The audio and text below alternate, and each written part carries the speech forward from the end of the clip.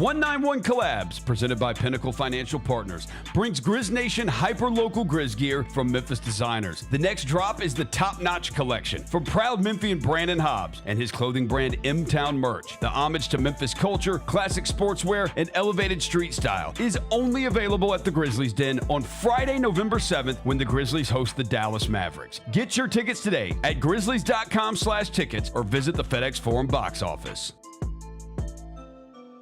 Jeff Dunham, Artificial Intelligence, his all-new tour. You're the other white meat. How can you be so smart on one hand and so stupid on the other? Well, you're half of it. I realize I could have avoided all this years ago with one simple word. I do not. Silence! Don't miss a Memphis. Friday, April 10th, FedExForum. Tickets on sale Monday, September 29th at jeffdunham.com. Calling all collectors! Topps NBA basketball trading cards are back. It's available in the Grizzlies Den by Fanatics and online at Topps.com. Rip into bold color parallels, electric inserts, relics, and autograph cards from today's biggest stars and the next-gen talent. Look out for rookie cards of Cooper Flagg and Dylan Harper, plus Grizzlies favorites John Morant, Jalen Wells, and so many more. You don't want to miss this drop. Grab your set before it's gone. Watching the Grizzlies is easy with FanDuel Sports Network. If you have cable or satellite, you're all set. Find us on your channel lineup. You can also use your TV provider login to watch games on the FanDuel Sports Network app. No cable or satellite? Subscribe directly to FanDuel Sports Network online. You can also watch on Prime Video by adding a FanDuel Sports Network subscription. Not sure where to start? Visit FanDuelSportsNetwork.com to learn more.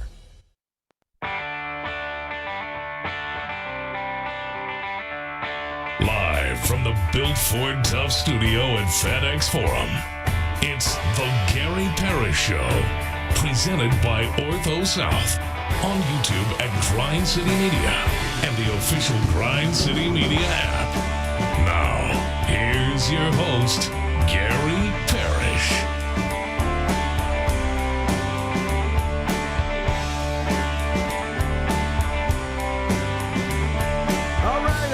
My name is Gary Parrish. I'm speaking to you from the Built Ford Tough studio. We are in downtown Memphis. Bennett Doyle right there producing the program. Glad he's with me. Glad you're with me. Hope you're getting through the day best you can.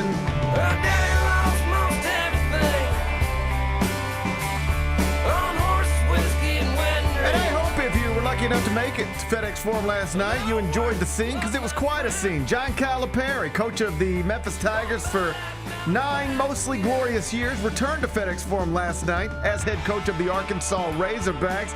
Exhibition designed to raise money for St. Jude Children's Research Hospital, sure, but also to honor John Calipari and the men who wore those Tiger uniforms for him in those 9 seasons. I was there. Bennett was there. It was sweet. We'll talk about it momentarily. First, though, quickly, let me set today's schedule for you. Parth Upadhyaya covers Penny Hardaway's Tigers for the Daily Memphian. He was inside FedExForum last night for Memphis, Arkansas. He's going to pop in studio, sit right in here between me and Bennett.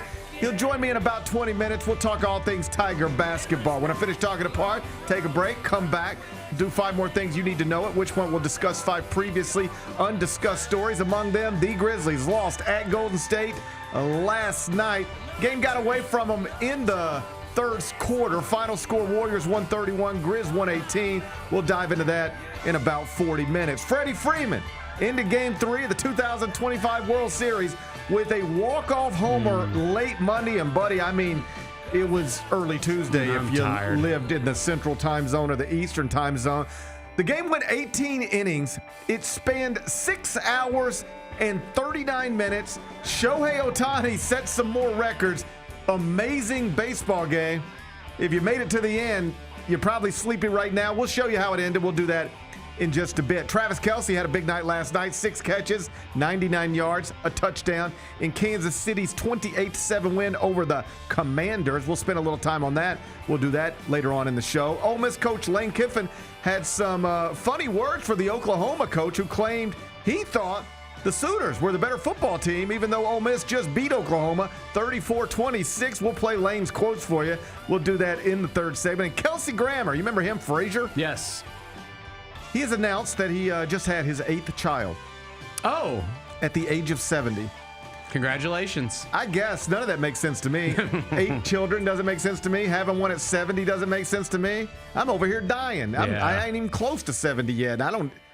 Good luck to him. You said congrats. I say good luck. We'll expand on these thoughts. We'll do it during a segment. 5 more things you need to know. Then we'll eventually do GP's carryout, and we'll call it a day. So that's the rundown. We got a lot to get to, but I did want to start with the Hoops for St. Jude Tipoff Classic that was held last night inside FedExForum. It was a doubleheader. In the first game, Vanderbilt women beat the Memphis women 104-68. Michaela Blakes. She went off. Buy stock in her now. Yeah. She got 40 for the Commodores. She was terrific. But the night, really, if we're being honest, it was really built around the idea of John Calipari returning to FedExForum to coach against the Tigers for the first time since he left Memphis for Kentucky. That was back in March 2009, more than 16 years ago, when John, in some ways, broke, for lack of a better phrase, the city's heart. I mean, he did break our heart, didn't he? Your heart was broken. Yeah. It doesn't mean he did anything wrong. He just took a superior job.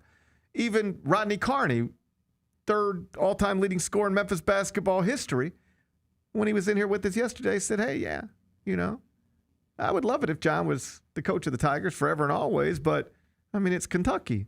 What did you expect them to do? And I think most people understand that on some level, but it doesn't mean it didn't hurt. Okay. When he exited in March 2009. Agreed. He was public enemy number 1 here for a while.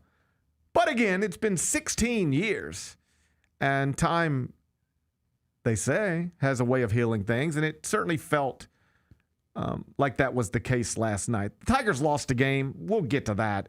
But Big Bet Bennett, you were in the building. Before we talk about what happened on the court, let's talk about the scene. Okay. What'd you make of the scene last night? Okay, I thought it was awesome. First off, I was super impressed with the crowd. I was a little nervous coming into it, and I know that like some kind people bought a lot of tickets and gave people a lot of tickets, but the building was pretty full. At least the lower bowl and the Pinnacle was very full. Here's the truth about FedExForum. Yeah, we are very rarely going to fill it up all the way for anything. All right, but if you get 9,000 to 10,000 in there and turn the lights off upstairs for an exhibition game and shove everybody downstairs, it can look and feel the way it's supposed to look and feel. And I had the pleasure last night of experiencing it both ways. I was there for part of the game, and then I watched some of it on television. And there was only about 9,000 people there, but it felt good. It did. And on television, it looked like it could have been 9,000 or 90,000. You couldn't really tell the difference. It looked good on TV. That's right. Like we had to leave at halftime because my kid had to go to school today. And it was pretty late night. I do just on that real quick, and I don't mean to interrupt. Yeah. But nobody has asked my opinion on this. But going forward, if we're going to do things like this, too late on a weeknight. It is, especially a Monday night. It is like I wanted to take my kids, but my kids would have fallen asleep maybe on the way to the game.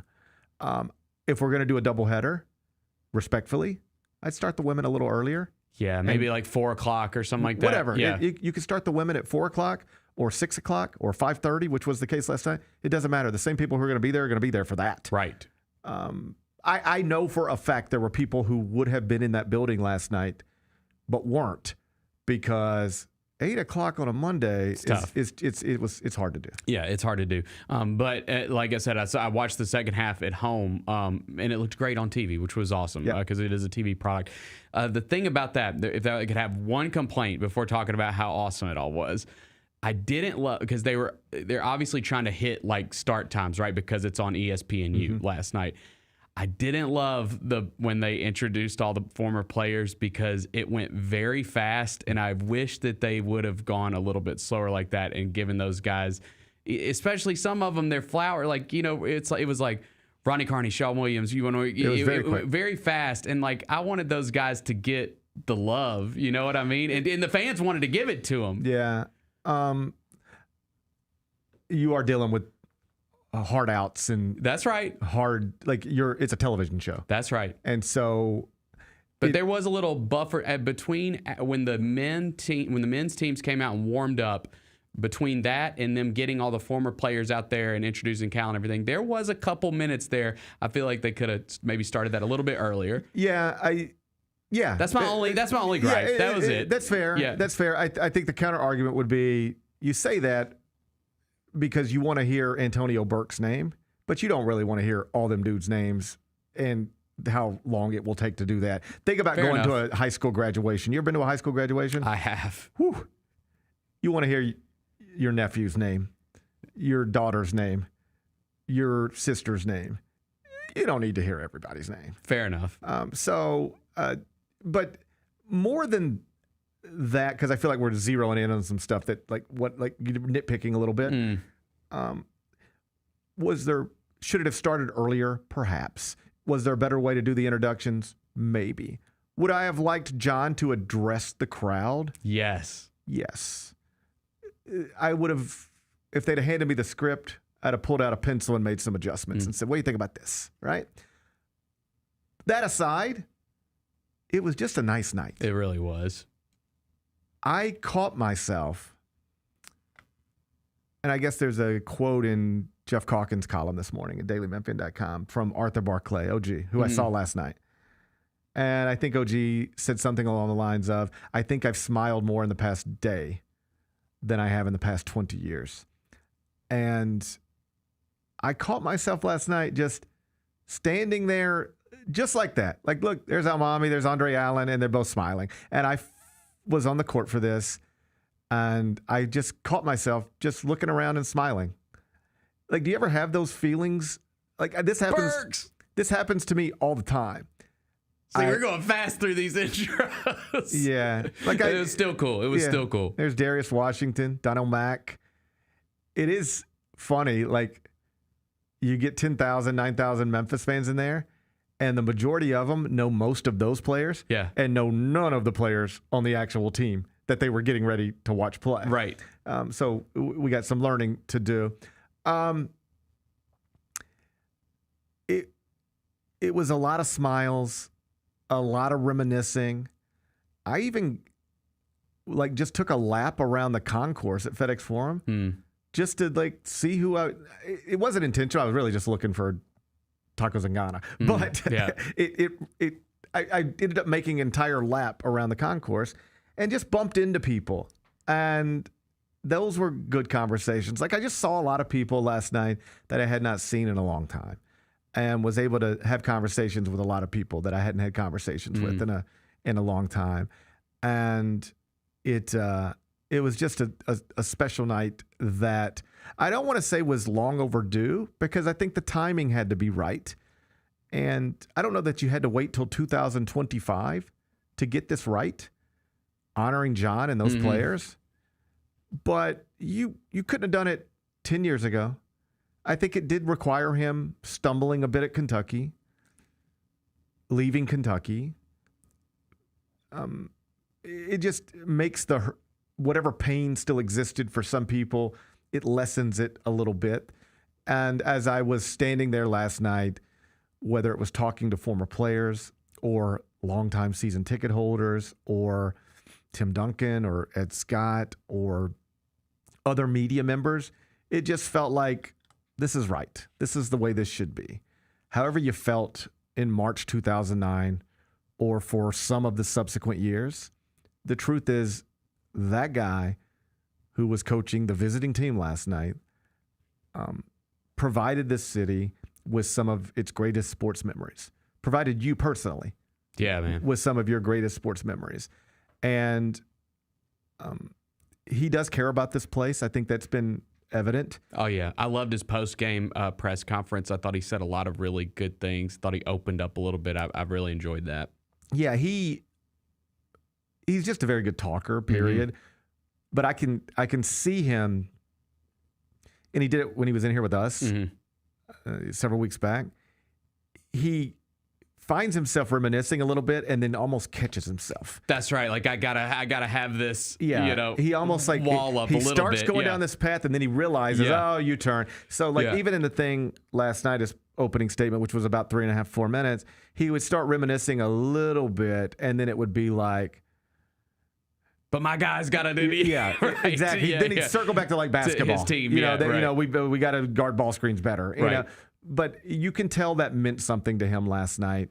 You could tell it meant something to his former players last night, and whether it can become a regular season home and home thing, as always, we'll see. John has a pretty deliberate approach to scheduling.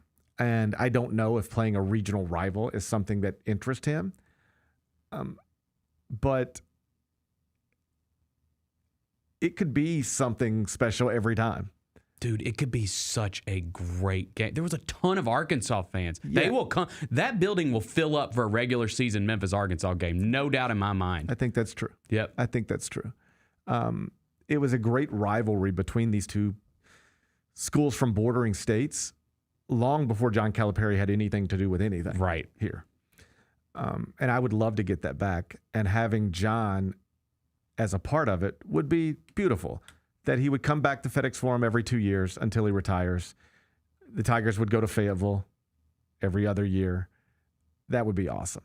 I'll leave that up to John and Penny. Penny's made it clear he would do it. John, less committed to it. Sure. But I know that he liked being here. He likes going to Blue City. He likes meeting his friends at Blue City. Yeah. I know he enjoys his time here, and hopefully he enjoys it enough to maybe bring the Razorbacks back someday and do it again. As for the game, it was a wild game. It was. Memphis jumped on them. They did. I also may I give you my observations? Please. My quick observations. Of course. It's not like I'm a college And I don't basketball think this analyst. is going to surprise anybody. I believe Arkansas is going to be good. That agree team with is that. going to be. They are big, long, athletic across the board. Like they are going to be good. I agree. And Memphis, they've got a gel, but that team is good enough to win the American Conference. I could tell that right off the bat from watching that game last night. I believe that. I was writing down notes last night because sometimes at night I can forget things, you know? Mm-hmm. So I was writing down notes last night as I was watching the game, and I typed basically the same sentiment. What do I take away from this 40-minute game that I'm watching? It's that Memphis is not as good as Arkansas, and Memphis could not compete at the top of the SEC. But Memphis could still win the AAC, the American, by multiple games. Yes. Yeah. And that's, I think we got a good point guard too. Doug McDaniel looked the part last night. Yeah. He's going to be their best player. And he looked the part. They do have real high major talent on the roster. I just don't know that they have as much of it as Arkansas does. Right. Or as much of it as, you know, the good teams from the high major conferences do.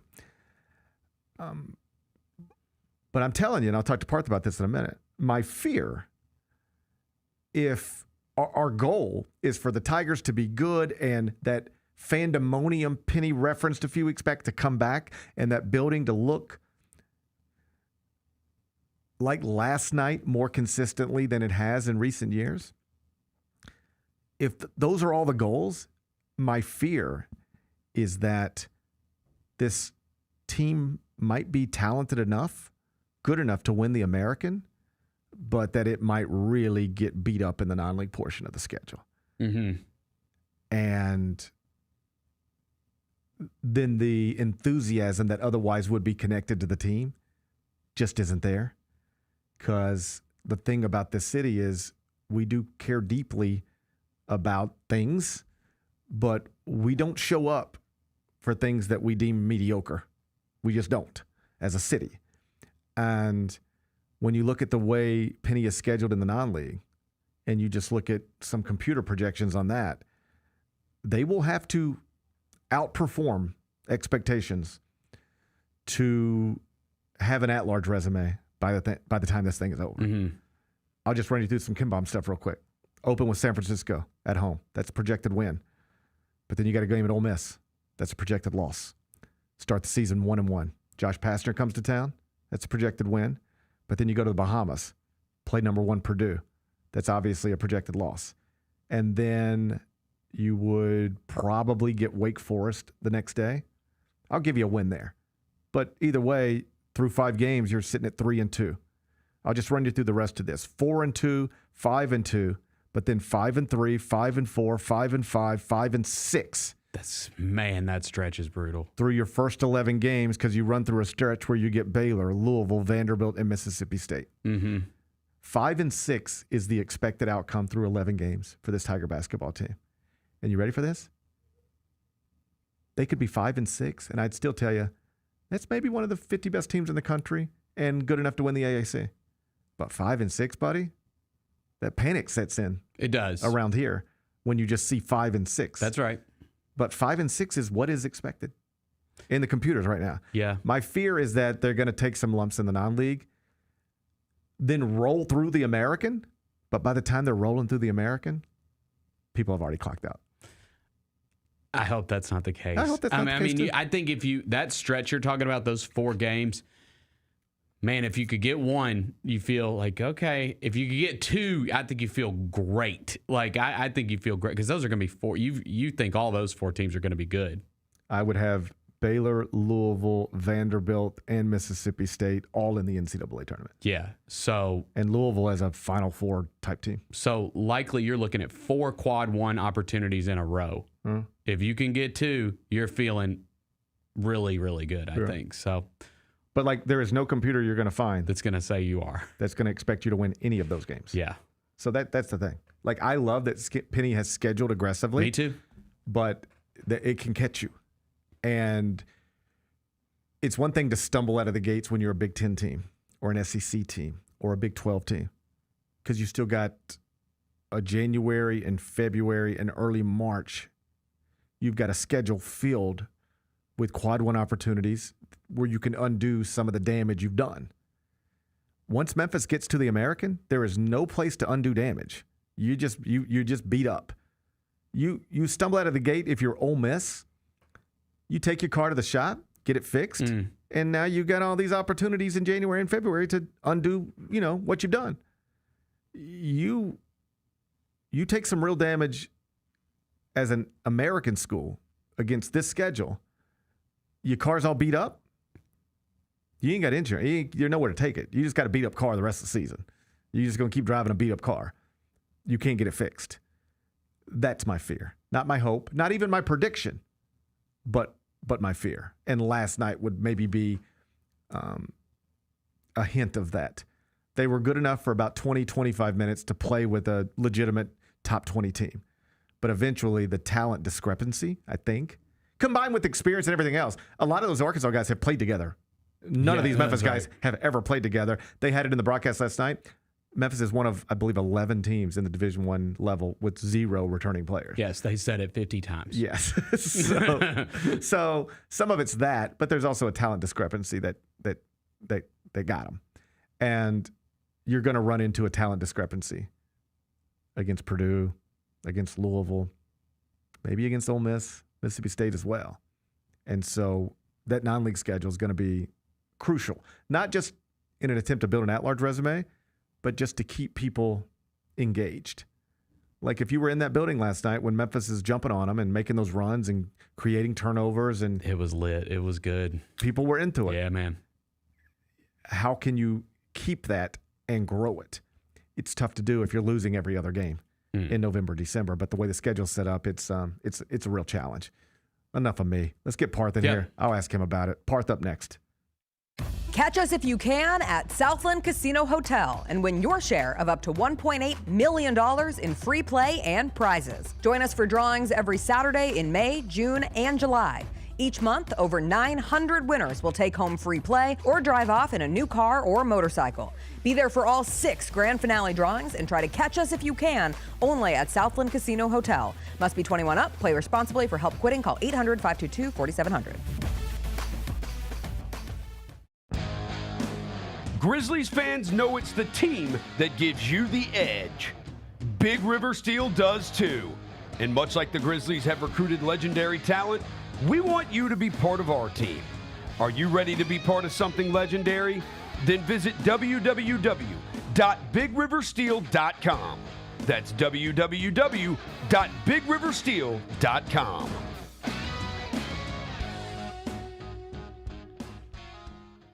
Kroger shoppers and Grizz fans. Want exclusive last-minute discounted ticket deals texted straight to you? Sign up with the new Kroger Buzzer Beater deal. Fans can sign up by texting Grizz to 636-479 or visit your local Kroger store in the Delta Division and scan the QR code. By signing up, you agree to receive recurring automated promotional and personalized marketing text messages from the Memphis Grizzlies. Consent is not a condition of any purchase. Message frequency varies. Message and data rates may apply. Grizz Nation gets set for tip-off 1 hour before every Grizzlies home game with the warm-up show. Get the latest news, notes, and analysis live from courtside at FedExForum. Who's going to be the tougher team that rebounds and prevents second-chance opportunities? Join me, Lang Whitaker, along with Michael Wallace, Jessica Benson, and other personalities from Grind City Media, Memphis, and around the NBA. 1 hour before every home game, live at Grind City Media on X, YouTube, and the official Grind City Media mobile app.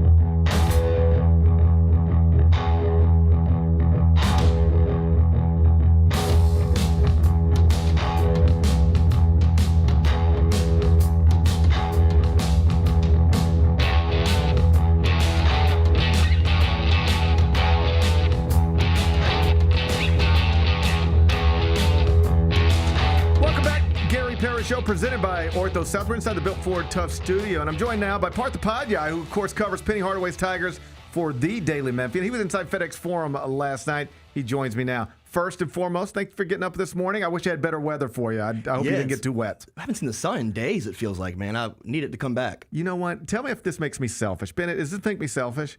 I am currently injured, as you know. Mm-hmm. I can't really move my left arm too well. I'll give you my official diagnosis later. But so I can't go to the golf course because I can't swing a golf club. Mm-hmm. I root for rain. Get them out of the way. So when you heal, it's I don't feel like I'm missing anything. Okay, so it's the FOMO. You don't get that FOMO. Yeah, if I were sitting here hurting, but it was beautiful outside, I'd be like, God, I wish I could go outside and do that. But so I like this because it doesn't make me feel like I'm missing anything. And you just slept the wrong way, right? I heard you talking about it on your I slept the wrong CBS way. College basketball pod. Yeah, I went to bed on a Tuesday. Everything was fine. Woke up on a Wednesday and could not move my left arm. I'm getting a little better, but that's all the mobility you have. I can't go much past that. It's outrageous. It's just part. Honestly, it's getting old. It's just your body starts to break down. I'm just getting old. Looking forward to it. Yeah, it's better than the alternative they tell me. Exactly. But it doesn't feel like it right now. You moved here in 2022. Yep, so September 2022.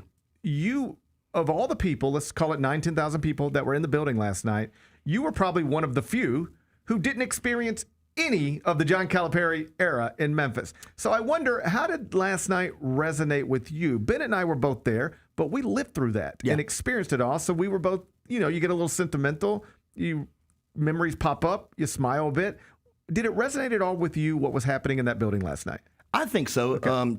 To the best of the ability that it could, right? Like, it felt like a dream, felt like a fever dream. Yeah.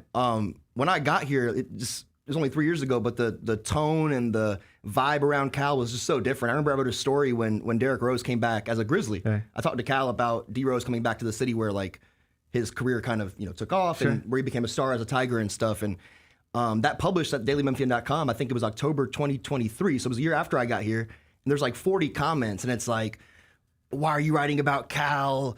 This shows you're not a Memphian. So that's blah, interesting. Blah, blah, blah. That was just 2 years ago. Wow. And now it's kind of, people have come around so quickly. Yeah. How much of it do you think is tied to the fact that he was nudged out of Kentucky? I think that's part of it, right? Like he was humbled a little bit. I think that's we took our lumps and now he did too. And now we get to watch you get beat up a little bit. And I don't know what that says about a fan base, but I do think it mattered.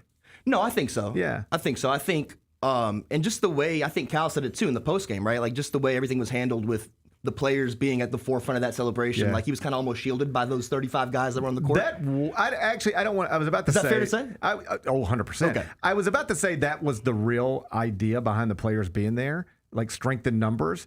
But that takes away from the sincerity that I think John. I think that's Cal, I think John really did want them there. Yeah. But I both things can be true. He wanted them there, but it is more likely to go well and be celebrated because he is, to use your word, shielded by Antonio Burks and Rodney Carney and Sean Williams and roughly 3 dozen other players. Versus it being like that 2015 celebration that never happened, right? When he was inducted into the Hall of Fame, that would have been just about Cal. Yeah. And people really weren't feeling that I too think much.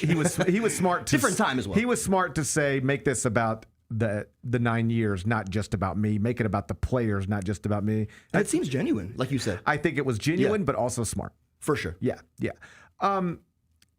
He, whether it was the video he did with Penny and the mayor, Mayor Young, or just all the interviews he did leading up to this, it sounded like a guy who did enjoy being back here, did enjoy reminiscing a little bit, and it felt like last night was special for him. Did you get that sense in the post game when you were in the room with him? Oh, I think so. I think I got that sense from the time you heard about this idea, right? When he's mentioning it on Penny's 2 Cents podcast, or when he's mentioning it at Ghost River Brewing, you know, when they had that Razorback event in town. I think it was in May or June.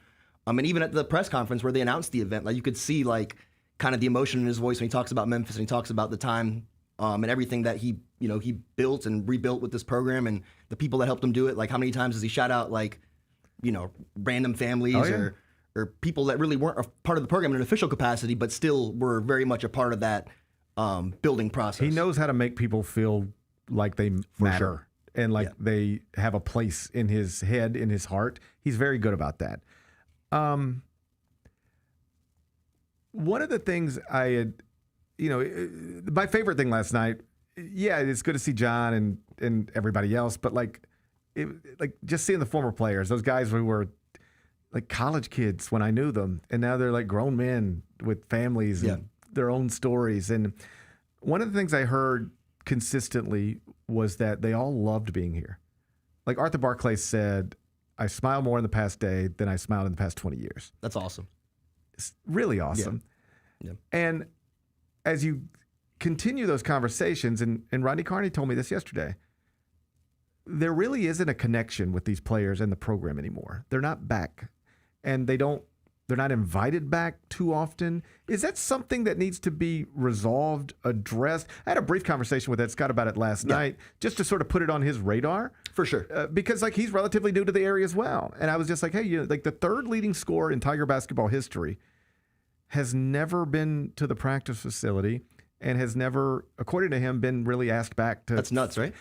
It's just not the way other programs do it. No. And I think if we're trying to get the quote fandemonium back, I think reconnecting with the past in a tangible way is maybe something that could be helpful. No, I think so. And I wrote a story that published, I think, a week and a half ago on the 07-08 team in particular, like them finally getting their due, so to speak. And I know a lot of them weren't there. Antonio's kid was not feling too well, and Joey couldn't make it, and CDR wasn't there, D-Rose wasn't there. But everybody's got their own schedules. It's it's hard. It's tough. It's tough. Could I just stop here for a second? Sure, yeah. So I had a few people last night be like, "Man, it just stinks that Derek's not here," and like people really wanted to. At least the video would have been cool, right? Like, and I don't know how Derek feels about he was sued by Memphis fans. Correct. Upon leaving Memphis, and that was also a million years ago. Like I would think, particularly with him spending a year here with the Grizzlies, like all that would be gone. And I don't know. I've never talked to Derek about that specifically. But a handful of people, it was very noticeable that he wasn't there and didn't have the video, like at least the other guys did. And I had a few people like, it just stinks. And I sort of stopped and I was like, we don't know why he's not here. You're assuming it's because of bad feelings or whatever. Yeah. What if his middle son had a school program, and he just says, I have a rule, and I don't miss my kids. I missed my kids' stuff when I was a professional basketball player, and I have a rule. I'm not missing anything anymore. Like, it could be It'd be nice to know that. We're not entitled to that information. I'm not even suggesting that's the truth. Sure, I'm just saying you never know why people are too busy to be somewhere, and it could be completely understandable reasons. So before I was like, Derrick Rose should have been there, I was like, I don't know why he wasn't, so I'll leave it there. And it's tough though, right? Because he was in town for a year and a half. I only played that one season for the Grizzlies, but there was plenty of opportunity for the Tigers to bring him back on campus, have him talk to the guys, have him honored at halftime of some game, right? Even if it's just him and not his teammates or whatever it may be, but it just didn't happen. And Penny even spoke of it, right? Like when D Rose signed with the Grizzlies that offseason about wanting to tie the program's past to his present and wanting Derrick Rose around the guys and having all these new guys that you're bringing in every year feel that connection, right, to the history of this program and history of the city, and to really feel what Tiger basketball means. And what better way to do that than to, I mean, just a few weeks ago at Big Ten Media Day, I sat down with Tom Izzo, and it had come up that earlier in this offseason, every year in East Lansing, they bring back former players to like work out with the team for like 4 days. Oh, wow. And they get like 60 former players. Like Jaren Jackson, every offseason goes to East Lansing, back to his college campus, and spends a handful of days there with Tom Izzo, with the coaching staff, with the current players, with all players from every era. Like Mateen Cleaves will be there. Draymond Green will be there. That's so cool. Yeah, and like, cool. It means something. And we don't have that here. And I could see it on those players' faces last night. I heard it from Rodney Carney's voice. They would like to be more a part of it. For sure. Because most of those guys you saw last night, you know what kind of lives they're living right now? Normal. They're just normal lives. Like Rodney Carney is driving a truck. He's the third leading scorer in Memphis basketball history. Yeah, I didn't either until he told me that. But these he drives semis? Like, is that? Yes. Oh, wow. Yeah. He's a truck driver. And so, like, these guys are just, they were stars here once upon a time. And now they're just living mostly anonymous lives wherever they live them. And, ego's a real thing. And, like, bringing these guys back and having them feel like they're part of something would be... Gives them purpose, right? It's everything. It just can give them a lot of different things. Yeah. And I hope last night maybe can spark that a little bit. It was special last night in downtown Memphis, and maybe that could be the start of something where we do things like this a little more often. The first step in that direction, certainly. There you go. Absolutely. Let's talk about the actual basketball. Got off to a nice start. They came out. They were dictating tempo. They were disruptive. They were energetic, led by as many as 15, led at the half. By 3, yeah. Mm-hmm. And then it got away from them in the second half, and they end up on the wrong side of a blowout. But that was everybody's first impression of an entirely new team. What was your impression of it? Man, they play their asses off, right? Like they play really, really hard. They junk up the game. They apply pressure. I guess it was unfortunate that wasn't sustainable. Obviously, even though you did play, he played 11 guys, that intensity, once the shot stopped falling, the intensity kind of fell off too, right, on the defensive end, and then you saw the thing kind of unravel, which is why Penny said the last 5 minutes were embarrassing, in his words, when I think Arkansas went on a 13-0 run to close things out. So yeah, I think the effort was certainly encouraging, the heart, the tenacity, all of that. If you're kind of looking at the other side of the coin, it's like, can this team score in the half court? Like when they're junking up the game and they're running out in transition, they're going to get buckets, right? They're athletic, they're long, they're really long, actually. Might be the tallest team Penny's had.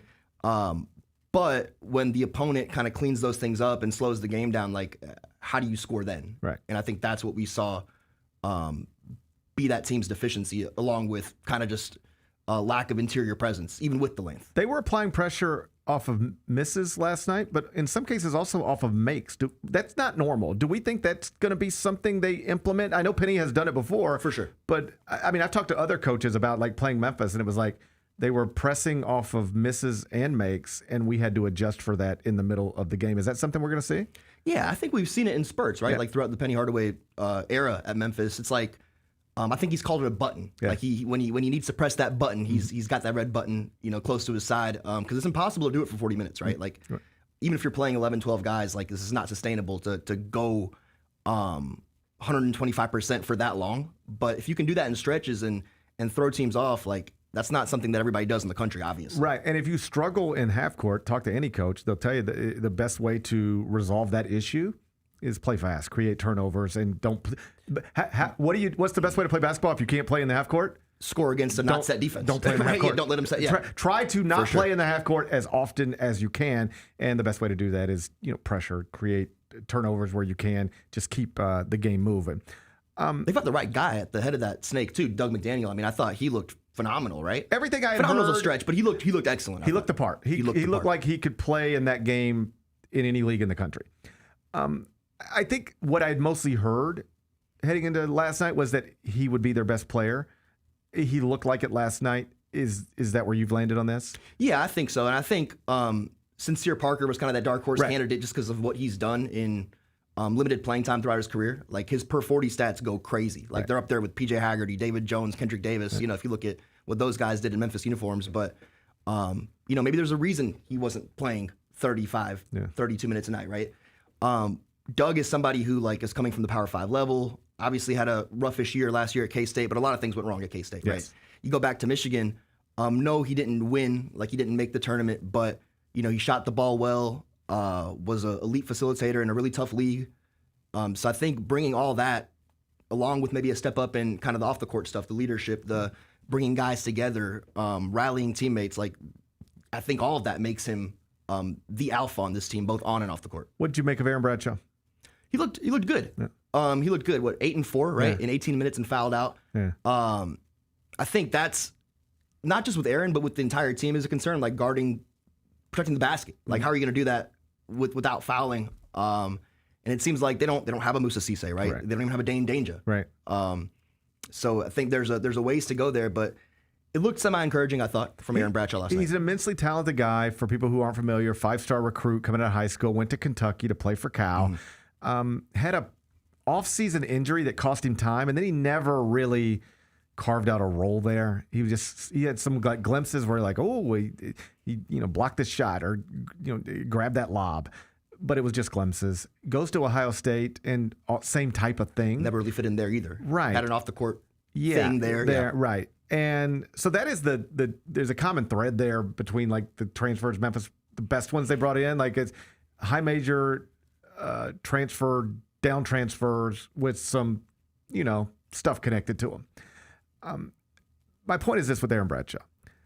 I was at Big Ten Media Day a few weeks ago and just randomly ended up in a conversation with a handful of Big Ten coaches about, these conversations. They always start where they start. Then it's so what's going on in Memphis? Sure. And so I was like, hey, Aaron Bradshaw, you coached against him last season. What do you think? And this was if I were compiling every comment I got from various Big Ten coaches into one comment, it would be talented,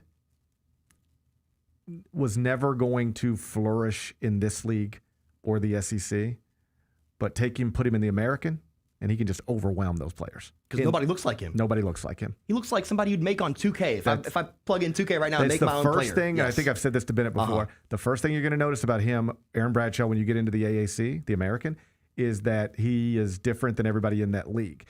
Now, there's a reason he's in that league as opposed to the NBA. Absolutely. If he was everything he was supposed to be, he should already be in the NBA. Yeah. He's not that, and he's probably never going to be that.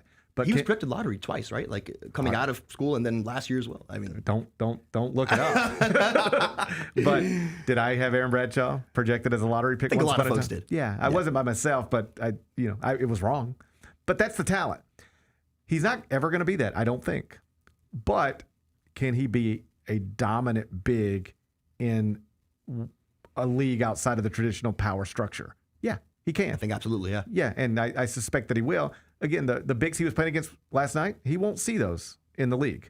Nothing like that. But the issue is and it's the issue with Memphis every year, right? 13-game non-conference slate, that's the part that is almost more critical than the 18-game conference slate. So can Aaron do that against the likes of Trey Kaufman-Wren and Oscar Clough and those guys? Well, he couldn't last year, so we'll see.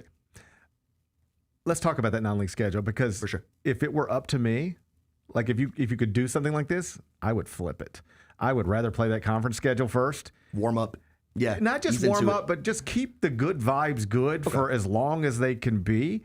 Because as I was talking about in the opening segment, this is not my prediction. I'll make a prediction eventually. But it is my fear that this is a good Memphis team. Emphasis on the word good. Good enough to make the tournament. But that schedule, not only can it eat them up, it is expected to eat them up. According to the computers, we reference KenPom all the time. You can outperform it, but you will have to outperform it, or else you're going to be under 500. Is it under 500? Well, let's just count through it right now. Yeah. So I'll take you all the way through till we get to the conference schedule. So December 31st against North Texas, KenPom projections right here. 81-73 win over San Francisco. 79-72 loss to Ole Miss. We're 1-1. Bennett, I want you to keep up with this. We're 1-1 through 2. 82-72 win over UNLV. Then you go to the Bahamas. You're going to the Bahamas, right? I am. I was there this summer, and we stayed at Atlantis, but you're going to Baha Mar? Correct. I'm not staying at Baha Mar, but that's where they're playing, yes. Everybody told me it's amazing. I'm excited. Everybody was like, Baha Mar is amazing. So you're going to have a good time there. You play Purdue. That's obviously a projected loss. They're number 1 in the country. 84-74. After that, you probably get, do we agree? Wake Forest. Let's call that a win just for the sake of the conversation, all right? So right now we've got you 1, 2, 3. I got you 3-2 through 5. Okay. Southern Illinois, a win. That is 4-2. New Orleans win, 5-2. Now here we go. Baylor, a loss, 5-3. Louisville, a loss, 5-4. Vanderbilt, a loss. To be clear, these are not my predictions. These are the computers. This is straight from KenPom. Yep. So we're... Which ones are at home? Baylor's home. Baylor is home. Vanderbilt's home. Louisville's away. Mississippi State's away. Yep. You gotta give me Baylor, Vandy. I'm not giving you anything. I'm quoting KenPom. Okay. All right. Fair enough. He's wrong. I'm pointing out that the computers. I got you. Make this that complicated. Baylor one's got to be close, man. Like Baylor is 77-74. Okay. There you go. So let's count through it again. Okay. So 1-0, 1-1, 2-1, 2-2, 3-2, 4-2, 5-2, 5-3, 5-4, 5-5 with a loss to Vanderbilt, 5-6. That's right. With a loss to Mississippi State. 6-6 Alabama State. So you're 6-6, and then you got that one more non-league game, Utah State. Valentine's Day in Logan, Utah. Yep. It's an expected loss, 82-76. According to KenPom, a big game. According to KenPom, it's 13 non-league games, and you're 6-7. You're expected to go 6-7, and it would be 6-6 heading into North Texas. You know this fan base well enough to know. Yep. They will not respond well to that. I can come on here every day and say, you have to understand, yeah, they're 6-6 through the first 12, but they might be about to win the next 13. All right? Because after that, they start the non-league portion of the schedule, and it's 1, 2, 3, 4, 5, 6, 7, 8, 9, 10, 11, 12 predicted wins. So they could go 6-6 and then be favored in the next 12 games. Instead of 18-6 going into Logan, Utah. Yes. On Valentine's Day, yeah. But the problem with this is once you get to 6-6, I can come on here every day and explain it and provide context. Yeah. You can write every day, explain it, provide context. The fans are going to be like, 6-6? When do the Grizzlies play? I think it'll depend on how they look, right? Like that could be a 6-6 where you're competing against the likes of Louisville, Purdue, Mississippi State, or it could be a 6-6 where you're getting absolutely boat raced, right? Yeah. And that matters, I think. Certainly it matters. But these are the type of teams that can boat race you. Absolutely. Like Purdue can boat race you. Absolutely. Louisville can boat race you. Louisville's going to take 45 threes a game and maybe knock down 40% of them. They can boat race you. That's my fear, that this schedule is going to overwhelm them. And by the time they start stacking wins in a league I still expect them to win, I'm scared the fan base will be clocked out on it. I'm also scared, like, if it's 6-6, right? Like, when you're going into the new year, where does that put you in projections, NCAA tournament? Like, is that going to be like a 10-11 seed? Is that I don't know. It might put you on the wrong side of that. Exactly. And the other thing it does, and when you talk to coaches, this is the main reason they'll tell you they schedule a certain way sometimes. It's not all about when a coach puts together a weak non-league schedule and it's like, oh, he's just trying to win 23 games. He's just trying to get a contract extension. It's not always that as much as it's, I know my guys and they will not respond well to losing every other game. And you can really get your team messed up mentally. Like there's something to be said for just winning. Yeah. I even see this in 8-year-old baseball. Absolutely. Yeah. Like when the kids win, They're just happier, and they're more eager to everything. And that's the same thing at the collegiate level. Like getting beat down, losing more often than you win takes a toll on you. Human nature. And Yeah. it can mess your team Absolutely. up. Whereas you are good enough, in theory, to go run through this league, but your team's messed up because you just split your first 12 games. Yeah, now you're dropping games to, I don't know, Tulane or to North Texas. That's why other coaches would be like, yeah, you want to give yourself a chance at an at-large resume, but more than that, you want your team to feel good about itself heading into the new year. And this schedule has a chance to make it not so much. Hey, let's forget KenPom. Let me talk to you. What do you think? What do you expect from this team against this non-league schedule? Yeah, I haven't filed like my official annual prediction story or anything like that yet, but I think a little bit better than KenPom in that neighborhood. So what? KenPom's got 6-6 going into the new year. Man, give me 8-4. I'd take 8-4 right now. I think you'd feel great about 8-4. I think it's possible. I mean, I don't think it's out of the it's possibility. definitely possible. Yeah, definitely possible. But I would take it if you put it on the table. 4 losses being what? Like it'd be Purdue, Louisville. Who else would they? At Mississippi State. One of those. Ole Miss, Mississippi State, and then. And that would give you wins over Baylor, either Baylor or Vanderbilt, Wake Forest. Yeah, you'd feel good about that. You'd take 8-4 through those first 12. You would take that right now. And you'd be firmly in the at-large conversation. Absolutely. I think, with 8-4. Absolutely. That would be outperforming expectations. You would move up in computers. You would be outperforming expectations. You would be in the at-large conversation at 8-4. Last thing before I get you out of here, just broadly speaking, I know you follow the sport, not just Memphis, the entire sport. It's looking like it's going to be a fun year. Purdue is preseason number 1. Houston played in the title game last season, got a chance to get back there. These freshmen look incredible, whether it's Darren Peterson, Malik AJ Thomas DeBent last night. Looked great. I covered him in high school. Did you? Yeah. My last job at the Beaver County Times, it's a paper outside of Pittsburgh. He went to, I think it's called Lincoln Park Charter School or Lincoln Park. So is that something like when you see him last night, you guys can pick up on each other? Yeah, when he was warming up, I went up to him and dapped him up, and he's like, "Oh man, that's so awesome!" Like we both leveled up and that's that kind fun. of thing. Yeah, so it's cool. Fun. Cool moment. But and Malik Thomas isn't even one of the guys people are talking about. Exactly. Acuff is another one. They've got one in Knoxville, Nate Ament, who is terrific. Just what do you expect from this college basketball season? Do you agree with AP voters who have Purdue number 1? I think so. And that's obviously before we saw Purdue go against Kentucky and lost, get exposed a little bit, right? Yeah. But I think it's hard not to just kind of pencil rather Purdue into the number 1 spot because of the production they're bringing back. They're bringing back 2 All-Americans, you know? Yeah. I mean, they bring in 2 All-Americans, another 4-year starter. Exactly. A mid-major big who averaged like 17 and 10.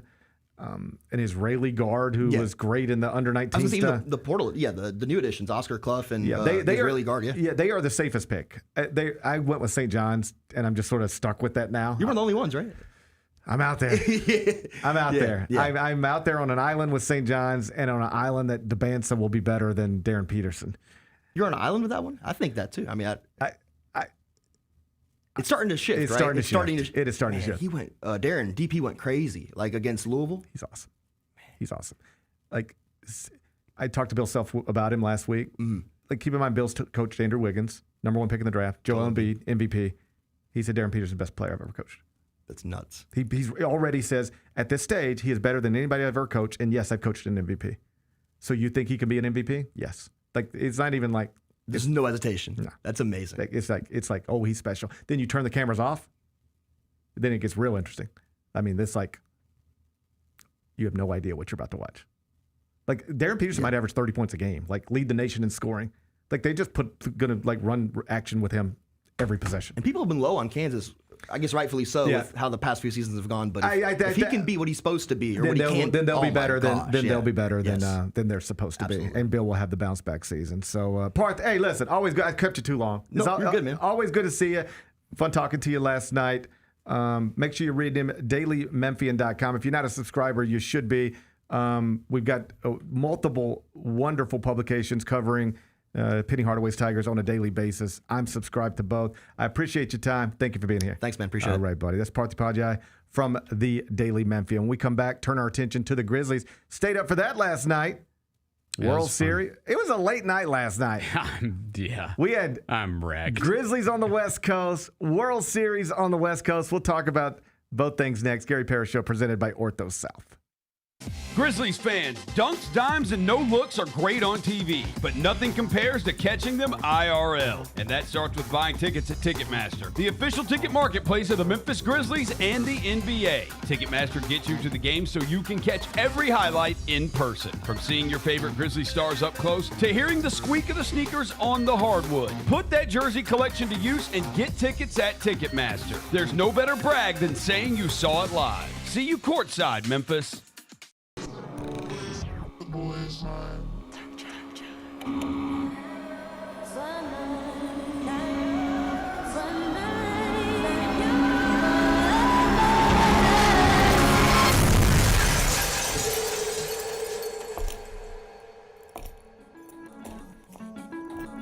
You ready?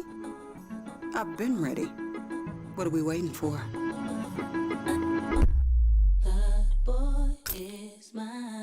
Kroger shoppers and Grizz fans. Want exclusive last-minute discounted ticket deals texted straight to you? Sign up with the new Kroger Buzzer Beater deal. Fans can sign up by texting Grizz to 636-479 or visit your local Kroger store in the Delta Division and scan the QR code. By signing up, you agree to receive recurring automated promotional and personalized marketing text messages from the Memphis Grizzlies. Consent is not a condition of any purchase. Message frequency varies. Message and data rates may apply. We have to notice the sleeve. Not quite. Just Come on. But you said you're going to add more to it. It's going to. I will. It'll get there. Go up. Tom Lee Yeah, Park. but Tom Lee Park. What? I got saw the the little bridge Grizz. there too. Oh, I saw the Grizz Bear, but I didn't see Tom Lee Park. That's real love right there. You can't cover that up, Zach. You can't cover that up. The Chris Vernon Show, live on weekdays at noon on YouTube at Grind City Media and the official Grind City Media app.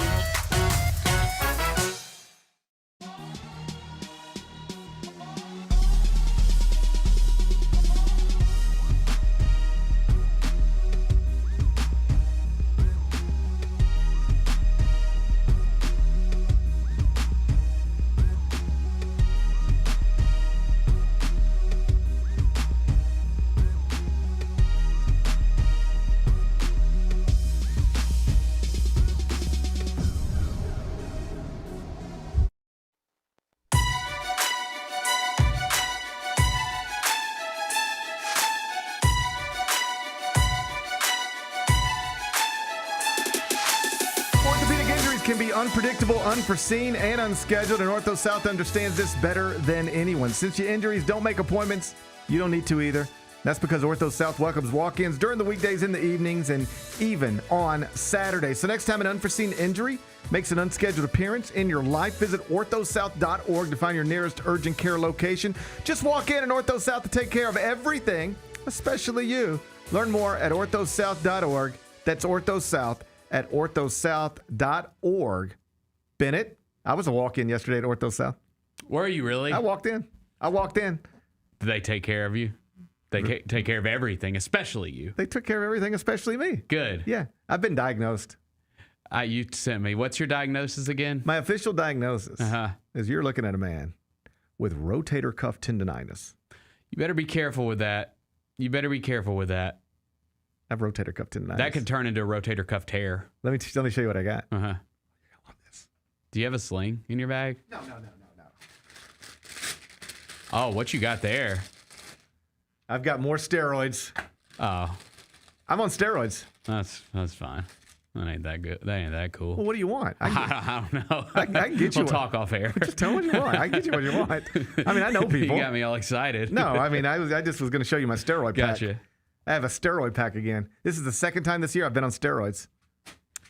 What was your first time for? I slipped a disc in my back. Oh, that's right. Golly, man. Calm down. Dude.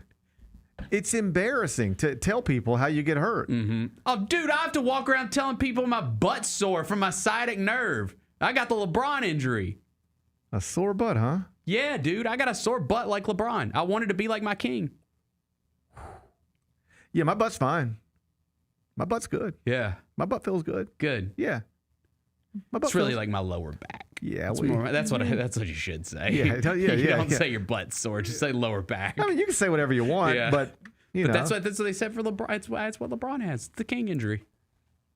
Do you know how you hurt your butt? Just the sciatic nerve has just always had a bad butt. Yeah, I played rugby in high school, and one day it kind of got aggravated, and like it's been as I gotten older, like it progressively has gotten worse. Yeah, so this is a normal conversation for me now. Somebody be like, "GP, I heard you hurt your arm. How'd you hurt your arm again?" And I have to say, so I got in bed. I was in Kansas City. I went to Patrick and Travis's place. Got back to the hotel. Turned on a Grizzlies game. Laid down. Watched the end of the game. Went to sleep. Woke up. Couldn't move my left arm. See, you got. That's what happened. That's the whole story. You got to make something up in this instance. Like, I mean, you cover college basketball. You could have a cool story like, oh, I was at the Veterans Classic, and AJ DeBanza was like, hey, let's shoot some free throws or pass the basketball around a little bit. Like, you got to have some kind of like cool injury you story. You think it sounds cool that I got hurt passing a ball to AJ DeBanza? Or like I went up for a lob that he wanted to throw me and just I couldn't catch it. Yeah. I've been preparing to join a men's league, and I'm going to try to be a left-handed reliever. Been working and perhaps have overdone it a little bit, and now I'm dealing with rotator cuff tendonitis. See that? They're telling me to. That sounds bad. Put the ball down for 3 to 4 weeks. That sounds bad. What do you mean? That happens to Clayton Kershaw. That happens to everybody. Yeah, but I'm joining a men's league. Then people are going to be like, oh, you're joining the old guy league. Like, come on. That's not. I mean, I guess I'll just stick with the truth then. I just went to sleep. That's fine. But like, these are things that have happened to me in the past couple of years. I have. None of it's worse than your elbow thing. That was the worst thing. Well, that was the dumbest one. I had double tennis elbow. I'll never forget that. This man walked in the studio like this. I had double tennis elbow. It hurt so bad. Yeah. I couldn't do anything for like 6 months. No. So I've had double tennis elbow. How'd you get that? It's the dumbest story. That actually was physical activity. The dumbest story. When our oldest son was a baby, we had bought a swing set for the backyard type of thing, playground area. And then, fast forward 15 years and it's fallen apart. Well, rather than take it apart like a normal person, I just decided it seems pretty flimsy. I bet if I ordered a sledgehammer from Amazon, I could just beat it to death and then carry it out to the street. So I was out there in my backyard swinging a sledgehammer. Feels good while you're doing it, doesn't it? Oh, man, I was swinging the shit out of it. Yeah. Been there. I was destroying stuff. Yeah, man. I felt manly. It's good stuff. I felt like a real man. Mm-hmm. I think I even had Aiden out there helping me do it. We were like men together. Yeah. And then I remember I woke up the next day, a couple days later, and I was like, hey, bud, your arm's hurting? He was like, no. I was like, oh, my arms are hurting. And I went and got Ortho South diagnosed. Double tennis elbow from swinging a sledgehammer. That sounds cool, though. Sounds stupid. All right. Then I tore my hamstring walking up. How'd you do that? How'd you tear your hamstring, GP? Walking up the stairs at my home. Slipped. It was raining outside. My feet were a little wet. I slipped and tore my hamstring. Slipped a disc in your back, GP. How'd you do that? Fielding a ground ball at my son's baseball practice. And now you got rotator cuff problem, tendonitis? How'd you do that? Went to sleep in a hotel room. Woke up, couldn't move my arm. Like, what is going on? Like, I'm falling apart. We just got to start stretching more. But we've talked about this. We should do stretches before we go on air every day. We've talked about this. It's just I'm falling apart. Yeah. Good luck, man. Thank you. I got a whole thing of steroids. I'm going to be strong as shit by tomorrow. You're going to feel good. Man, those will help you. Man, by the end of the week, I'm going to be so strong. Heck yeah. Look, you ain't just take 2 at a time. You'll be good. You're not even going to recognize me by the end of the week. Look at me right now. Yeah, that's the before image, Kyra. This is the before. Kyra, screenshot that. Capture this. This is the before. And now, after I get my steroid pack, we'll see what the after looks like. Good. I'm excited. All right. I got 5 more things you need to know. Number 1. Final score at the Chase Center in San Francisco. Grizzlies 131. Oh, no. Warriors 131. Grizzlies 118. It went well for, about a half. Down 1 after the first quarter. Down 4 at the break. Outscored 36-24 in the third quarter. never got it to single digits in the fourth. The Grizzlies dropped to 2-2. They do not win. They do not cover. And Draymond Green tried to kill Santi Aldama.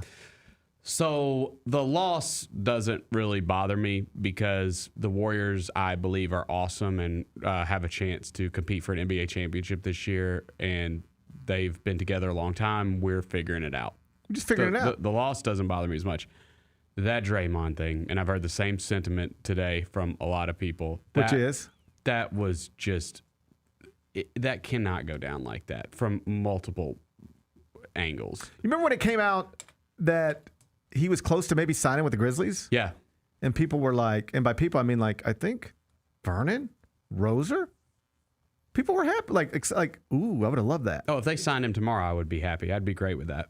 I don't want him on my team. Fair enough. I don't want to root for somebody like that. And I don't mean it on a personal level at all.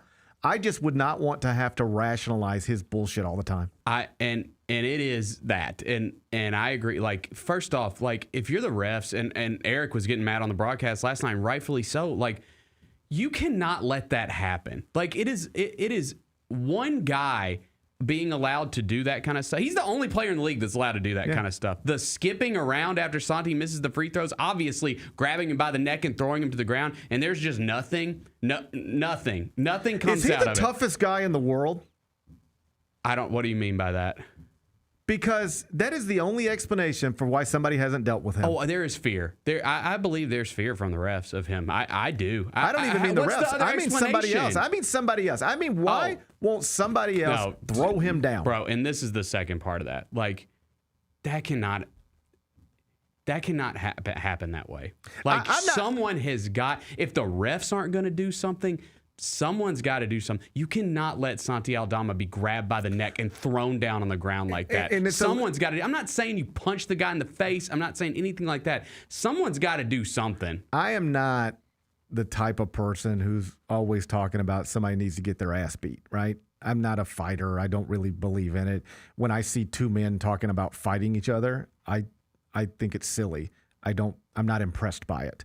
I'm like, your kids are right there watching you threaten to fight. Yeah. Like you're scarring them.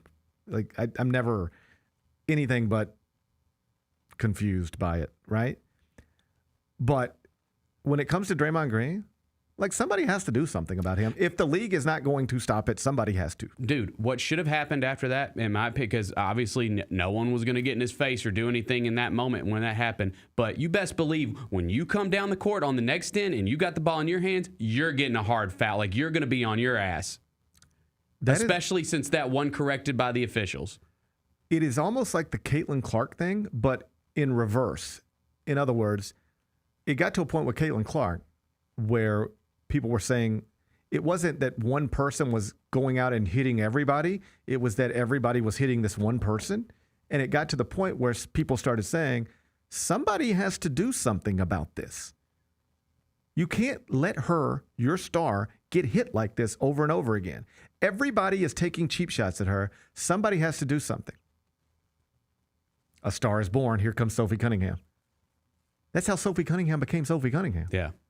And you didn't know Sophie Cunningham before she started fighting on behalf of Caitlin Clark. Sophie Cunningham was a tall, attractive WNBA player. Then she started fighting on behalf of Caitlin Clark. The sentiment being, we're not going to let you guys keep doing this to her. I'm here. I'll handle it if the league won't. And she becomes crazy famous overnight. Instagram followers, podcast, the whole deal follows that. But it started with somebody's got to do something about everybody hitting her. And Sophie Cunningham raised her hand and said, I'm going to be the one to do it. And she did it. Now she's a star. This is different because it's not an entire league aiming at one person. It's one person aiming at an entire league whenever he wants to, just grabbing people, throwing people, shoving people. And yes, somebody should do something about that. Yeah. The same way somebody had to do something about everybody's popping Caitlin Clark. Somebody needs to do something, should have already done something about everybody, about Draymond Green is taking cheap shots far too often. Yeah, because with no real repercussions. None. And I don't mean fines and suspensions and texts, because he'll get that stuff. But in the moment, it has never changed behavior. Nothing that the league has ever done has changed behavior. How do you change behavior? You show him.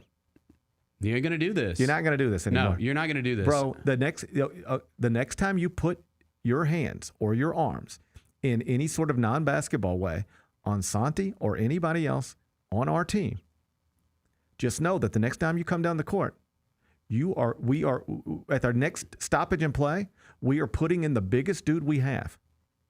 And his instruction is going to be to pop the shit out of you. All right? You're going to be on the ground looking up at him. And they're going to hit him with a tech. They might throw him out of the game. We don't care. He's the 14th guy on our bench. We don't care. But we are not allowing this anymore. Yeah. I can't believe somebody hasn't done that in a real memorable way. And if I were in charge of a team, even with my demeanor, I think fighting's stupid among adults. But in competition, at some point, somebody has to do something about something. Yeah, man. I mean, you're not going to keep doing this. And it was not just, on my watch. It was just super disheartening. I think it was like a 12-point game or something when that happened like that. And Santi misses both of those free throws, and Draymond starts skipping around, and no technical, nothing. And I'm sitting there like, well, this game's over. I mean, it felt like that was just such a deflating moment in that game. I was just like, they're not going to come back from this, and they didn't. Yeah. And like the truth is, whether that moment happens or not, they probably still lose the game, right? I mean, you're playing the They were going to lose that game anyways, whatever, probably. Right. Yeah. But that moment says something about something. Yeah. And that moment should not be allowed to happen without repercussions. I'm not saying while he's skipping around, somebody's got to go sucker punch him, right? Right. But there is a way in the context of a basketball game to let somebody know that wasn't okay. You're not doing that. That wasn't okay. This is our get back, and now we're even. Don't try it again.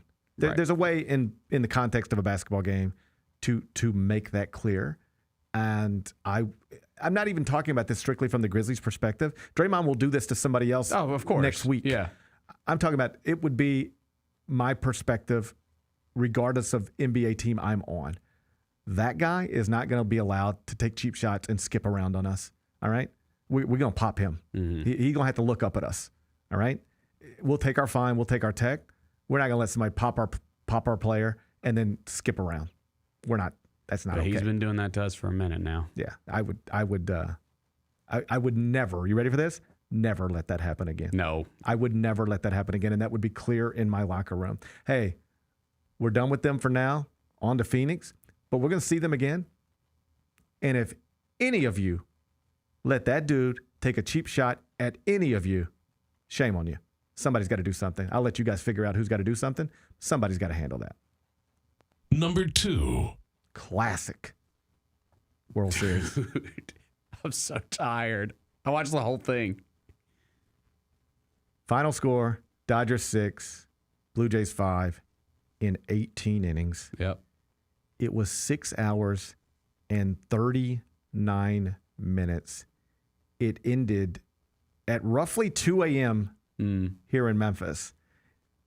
I fell asleep in the 17th, I think.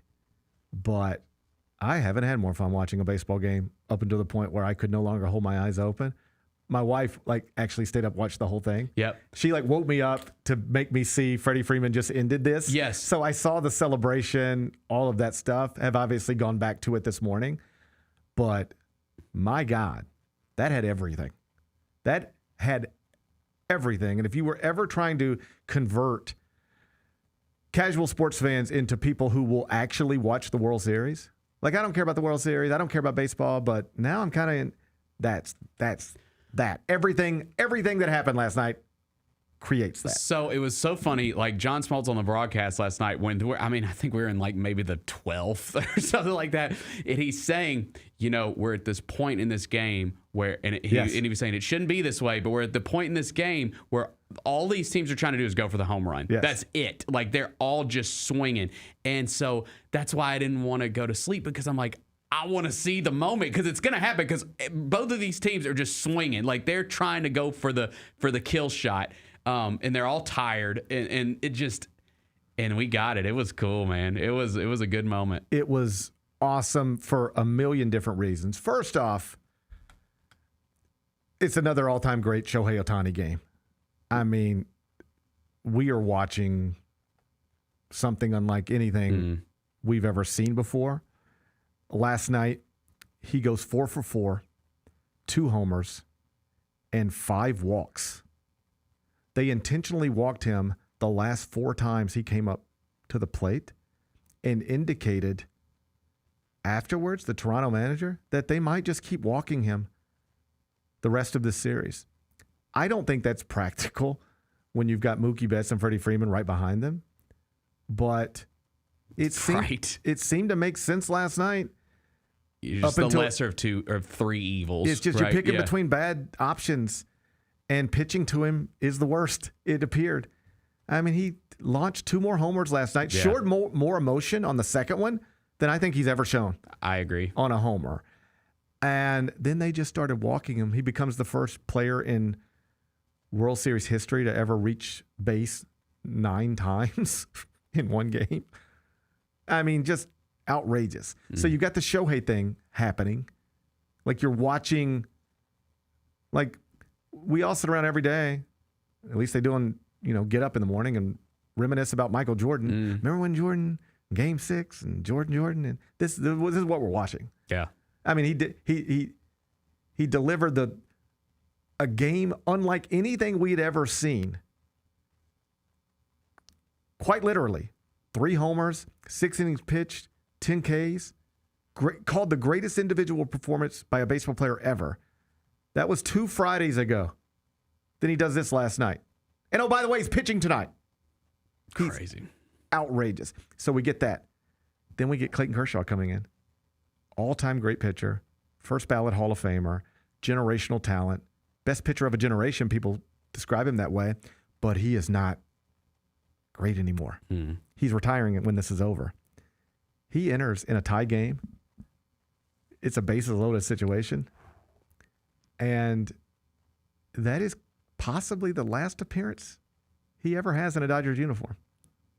And it almost went out. It almost got out of the... Oh, man. He got out of it. He got lucky. By this much. He got lucky. First, he got chased ball 4. He got lucky to get out of it. But that's the thing about baseball. Sometimes guys just miss pitches. You realize, not with my left arm, but with my right arm, could get on a mound and pitch to big league hitters. And as you put a big league defense behind me, I'll get somebody out eventually just because they'll hit it 110 miles per hour right at the shortstop. That's the thing about baseball. You can miss and still succeed. And that is what happened with Kershaw last night. He was not great, but he got out of a tough spot. And that was an awesome moment. And if that really is the last moment of his career, it's a good one.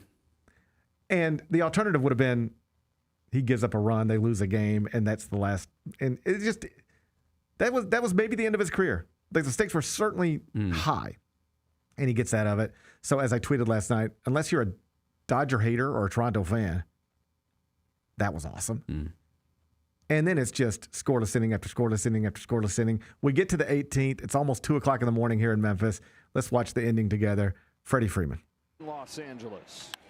Freeman sends a fly ball to center field. Varsho's going back before the clock strikes midnight. Freddie Freeman has ended it. It's a repeat hero with the last word on a Game 3 classic.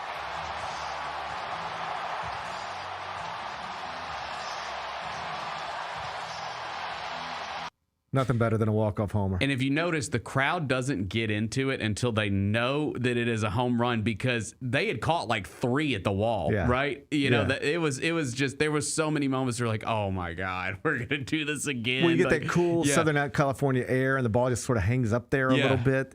I don't even think Freddie knew it was gone off the bat. Right. The way you sometimes do, like Shohei always does. But that was an awesome moment for him. Obviously, the best way to end it would have been Shohei bomb, but they stopped pitching to him. And there was one sequence at some point in the extra innings where they intentionally walked back to back. Yeah, it was Shohei and Mookie. Yeah. To get to Freddie Freeman. First off, think about how incredible that is. Like, this is arguably the best 1-2-3 we've ever seen. Mm-hmm. Shohei Ohtani, Mookie Betts, Freddie Freeman could be the best 1-2-3 we've ever seen. People can argue about it somewhere else. But, like, you are intentionally walking two batters back to back to get to a future first ballot Hall of Famer in his prime. That's crazy. Crazy. And also wildly disrespectful to Freddie Freeman. And I get it. I'm not even saying it's the wrong decision. I'm just saying if you're Freddie Freeman, it's like, you walking to get to me? You're walking two people to get to me? I'm Freddie Freeman. It's like, yeah, we know, but we'd rather, you are Freddie Freeman.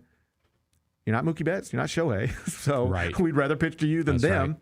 But like, to have them pitch around the dudes right in front of you for hours and then be able to end it like that, just awesome. It was cool. And I told you yesterday, as I felt like, in addition, for like a million reasons at this point, I felt like an old man. But I was like, I'm looking forward to coming to FedExForum, looking forward to seeing everybody, watching Arkansas Memphis. But I really just want to sit in my chair and watch a baseball game. That's all I wanted to do, just sit in my chair and watch a baseball game. And, buddy, when I got home from FedExForum and I settled into my chair, and then eventually he's like settled into bed, and like loved every minute of it up until the moment my eyes shut and it was just over for me. But how about this? His wife wakes up this morning.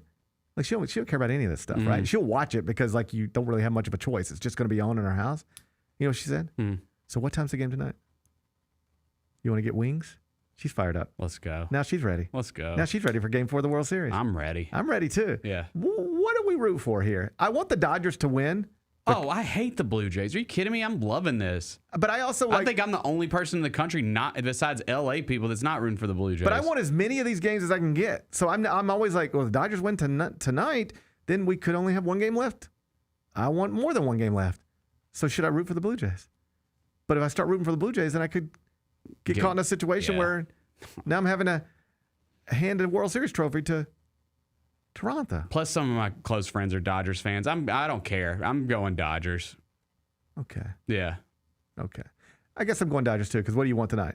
What's the best thing that could happen tonight? Shohei's amazing again on the mound and at the plate. Yeah. And it will be interesting to see, like, what does Toronto do to lead off the game? Because I was looking for it earlier. I was scrolling through here. I'd found it last night. They might just walk him. Before they started intentionally walking Shohei last night in extra innings, I think they walked him 4 times in extra innings, 5 times total last night. Here was his last 8 plate appearances at Dodger Stadium before they started walking him. Home run, double, home run, double, home run, walk, home run. What? You couldn't do that in batting practice. If you're a big leaguer, walk up to the plate 8 times at Dodger Stadium, postseason baseball. Your last 8 times you did it, this was the result. Yeah. Home run, double, home run, double, home run, walk, home run. What? Yeah, and he tried to steal second last night and then like didn't really have a chance, and so there's not really a threat there. Like, I think they walk him to lead off the game. Yeah. 4-ball. I think he stays hitting home runs in that first at bat too. He's been doing that all year. I think it's probably a 4-pitch walk, but they pitch to him and just see if he'll chase something. See if he'll chase it, yeah. It's just going to be don't give him anything to hit. If we got to put him on, we'll put him on, but we'll pitch to him. We're not just going to say 4, get down there. We're going to throw the pitches, but we ain't giving him. We're not putting anything. But that's the thing. He can hit balls 460 feet. Balls off the plate. It doesn't need to be a strike for him to get it. He can go get balls off the plate and put them into. He is something else. Game 4 tonight, 7 o'clock on Fox. Number 3. We also had Monday Night Football last night. We sure did. Commanders had a backup quarterback. That actually worked out great because it was over it was over in the second half, and so you could focus on, at least here locally, you could focus on. There was a lot going on last night. Dude, there was so much going on. It was awesome. I'm glad. There was at one point I had World Series on, Memphis, Arkansas on, Grizz Warriors on, and Monday Night Football on. Yeah, all of it. Same. Yeah. That was good stuff. That was I a love good this night. time of year. This is the best time of year for sports, for sure. I was having fun. Yeah, me too. But that was Mariota struggled. He did have a nice touchdown pass to Terry McLaurin last night, but that Chiefs defense is awesome, and man, they're inevitable, buddy. They are inevitable. A few weeks ago, people were saying it's over for them. No. Now people are saying they're the best team in the NFL. They got Rashee Rice back from the 6-game suspension, and he has been amazing. Just got to keep the car keys out of that young man's hands. Yeah, so that's right. So it's keep the car keys out of his hands. So it's like they're still, pretty good, and now they get a number one, sure thing wide receiver to add into the mix. Their defense is awesome. They're here. Travis Kelsey. 100 touchdowns, right? Was that it? Was it? And it was last night. He 6 catches, 99 yards, 1 touchdown, 8 targets, 6 catches. Mm-hmm. Travis Kelsey is finding his rhythm.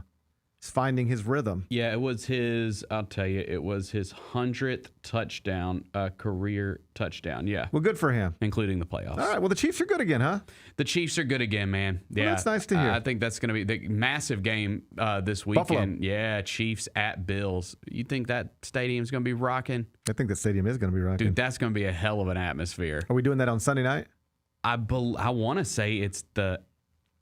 That feels like something I should watch on NBC. It feels like something I should watch on... I'll tell you right now. It is... No. I'm going to watch it on America's Most Watched Network. Yeah, you are. It's late afternoon. Oh, it's that 325 CBS kick. That's going to be fun. That's God, what I what like. the hell are they doing for Sunday Night Football then? I mean, that's... Seahawks and Commanders. Yucky. I guess we're not at the point where we can flex stuff yet. That's why. Who decided that would be a good idea? I know, Chiefs, Bills, that's the premier game to start the season, right? At the beginning of the year, okay, that's prime time right there. No. That's America's Most Watched Network right there. Okay. Well, I will be watching. I'm excited about it. We appreciate you. Yeah. I'm there. On behalf of CBS Sports. Oh, yeah. Proud Paramount subscriber as well. Yeah. On behalf of CBS Sports, we appreciate you. I'm a fan. Hey. I'm a fan. I'm here for you guys. We appreciate you. Yeah. Okay. You won't lose me. Okay, good. Number 4. So did you hear about Ole Miss beating Oklahoma this weekend at Oklahoma? I did. Okay. So they do that by 8 points. And then did you hear about the Oklahoma coach? He said, I know Ole Miss beat us and stuff, but I think we got the better team. And so yesterday at a press conference down in Oxford, somebody decided to ask Lane Kiffin, he's the Ole Miss coach, what he thinks about the Oklahoma coach saying that Oklahoma is the better team than Ole Miss, even though Ole Miss just won at Oklahoma by 8 points. And, Lane Kiffin, he got going a little bit. Kyra, let's watch it together. Coach Brent Venables said he felt like he had the better team. Just your overall thoughts on that? That's an interesting take. That's a hot take. You have a better team. I wouldn't have thought that people watching would say that.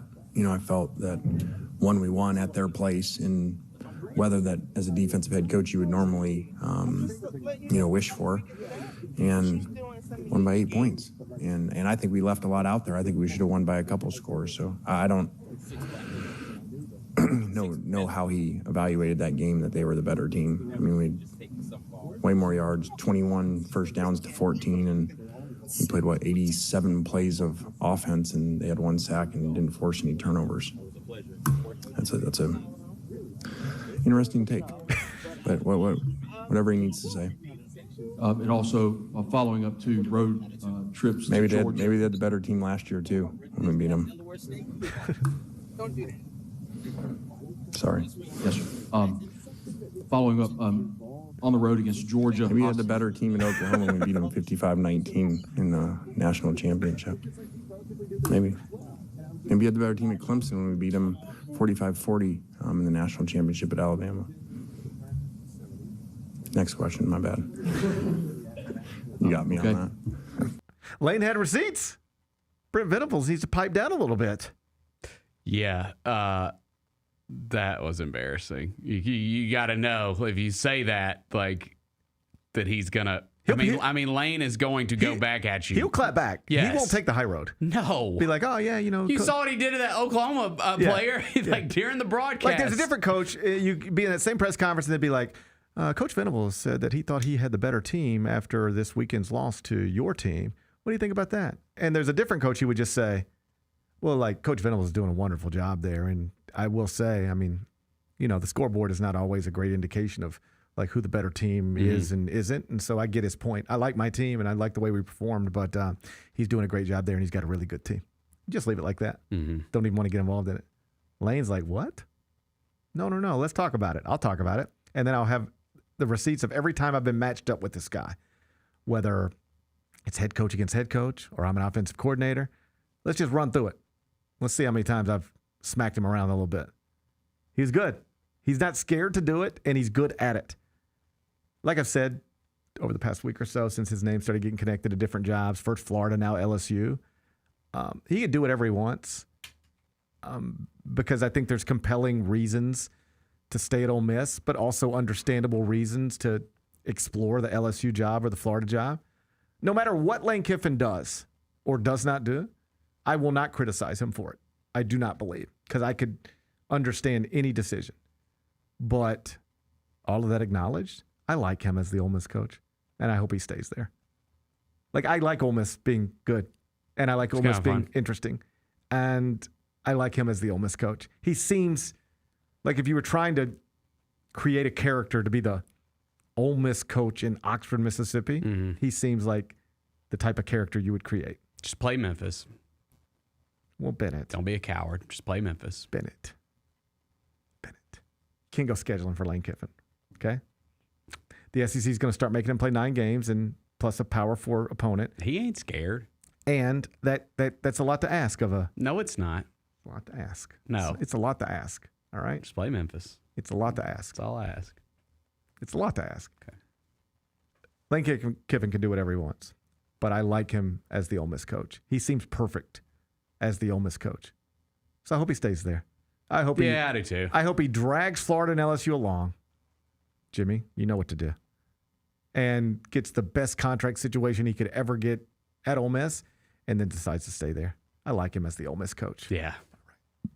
Number 5. Kelsey Grammer went on a podcast. Everybody's got one. What's up with him? Oh, man. Just had another baby. His 8th. His 8 children. He's just turned 70. He's 70 years old. How do you feel about having 8 children or 1 at the age of 70? Well, I don't think I would do 8. That's ever. Let me ask you a serious question, because I have real thoughts on this. Do you think it's even possible to be a good father to 8 children? I think it depends on your resources, how much time you're able to spend with them. I think it's possible. I think it's possible. I could do it. I think it is possible. I think it is undeniably true. Now they're going to all be hanging out up here at the studio. Can you imagine 8 of them? 8 little Noahs up here? No. It's insane. I have 2 little guys, and like we come close to. They drive us crazy. Notice I never bring Miles up here. Y'all ain't ready for that. Notice I've never brought both of them here at the same time. I can't do. I like. You can't take them anywhere together. I mean, it's a fist fight. Every minute. I mean, it's just like sucker punching each other for no reason. No, you've said this before, and it's true. Like, we have 2, and we're probably going to stick with 2. But I think we're probably done having kids at this point. You want some advice? You want some advice? Never say never. You want some advice? Yeah. No, this is what I know what you're going to say. Here's the advice. Yeah. If you absolutely want to have another child, you should. Have as many as you want. I don't care. But unless you absolutely need to, like if you're like, I don't know, if you can be content with 2, if you're happy, and you don't feel like it is going to bother you for the rest of your life, that you're going to look up in 8 years and go, man, I wish we'd had another one. If you are comfortable that that's not going to be what happens to you, stay where you're at. It is just... Because then you're not outnumbered. Being out... It's not even that, because we got a big gap between our oldest and our second, that we never really were outnumbered that much. Yeah. It's just a lot. It's just a lot. I mean, I think about it practically. This is something Jeff told me one time that I think is clearly true. I think the way he put it was, as a parent, you're only as happy as your least happy child. Mm-hmm. So you have one child who's doing great. Yep. Other child doing great, but this child's struggling. You're consumed with the child that's struggling. You're not walking around every day feeling great about your great kids. Right. You're walking around every day worried about the one that's struggling. Yeah. Yes. And so it's a math problem. If you have one, you just got to go 1 for 1. If you have 2, you got to go 2 for 2. If you got 3, you got to go 3 for 3. Going 2 for 3, you're just sad. So if you got 8, you got to go 8 for 8. Good luck. Who's going 8 for 8? Man, that's tough. I mean, he's got the resources to do it. So I think that's what to circle back. Yeah. I think you can be a good parent to 8 children, but it does take resources, and it takes you better not care about yourself. You better not be selfish at all. You better not care about yourself. You better not be like, I want to go play golf with my friends on the weekend, or I want to go to movies with my wife, because you got 8 kids that need your time. Yeah. I think you spread yourself too thin. Yeah. You a Kelsey Grammer fan? I can be. I know. I've heard. What have you heard? Well, my wife's, she's a big Real Housewives fan. And he had one of his them. Ex-wife, Camille Grammer, was a prominent Real Housewife. And, hey, man, he did her wrong. Did he? Yeah, he did her wrong. What did he do? Oh, I mean, what a lot of old rich dudes probably do. Like, leave them for a younger woman. You know? Yeah. Well, I mean, you don't know what was going on in their marriage. Bennett, you don't know. Fair enough. I don't know that it's fair to judge a man's marriage from a distance. Fair enough. Are you trying to judge a man's marriage from a distance? I don't know. I think I don't know. I don't know if he's like the kindest man ever. I'm just going to throw that out there. He sure does know how to get a woman pregnant, though. He's good at that. He's good at that. He's good at that. I can't imagine having a newborn at 70. You better have 11 nannies. Didn't Mick Jagger do it at like 80? Yeah, and that's the thing. You have 11 nannies. Mick Jagger's different. That dude's built different.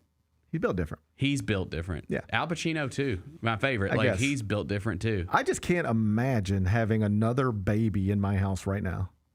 It'd be over for me. I kind of miss it. I have a 2-year-old. He's about to be 3, and it's like you see it slipping away forever. You know what I mean? The baby is going away. Oh yeah, I'll tell you what I know I will miss because my little guy he'll still climb in the chair with you. Mm-hmm. He'll still lay down with you. Yeah. He'll still cuddle up with you. Yep. And that's gonna be gone. It's gonna be gone. Yeah. And then that's gone forever. Yep. Then it's over with. And that's sad. Like I'll never lay down with my son again. Like I'll get to a point where I'll never lay down with one of my sons again. That's sad. Yeah. So I'll miss that. But would I want to have another one just so I could do that again? No way. Yeah. No way. No. Anyway, congrats to Kelsey Grammer, I guess, or my condolences to Kelsey Grammer. I think it's my condolences. Yeah, good luck, man. You got a newborn at 70 and 8 total kids. I wouldn't want either one of those things. No. Pass. Hard pass. Yeah. Hard pass. Be back with GP's Carryout. Thanks for showing up, Memphis. Nothing compares to catching your Grizzlies IRL. And that all starts with buying tickets at Ticketmaster, the official ticket marketplace of the Memphis Grizzlies and the NBA. Ticketmaster gets you to the game so you can catch every highlight. Put that jersey collection to use for the next game and get Grizzlies tickets at Ticketmaster. Whether they're here at FedExForum or on the road, Ticketmaster's got your back when it comes to scoring tickets. And there's no better brag than saying you saw it live.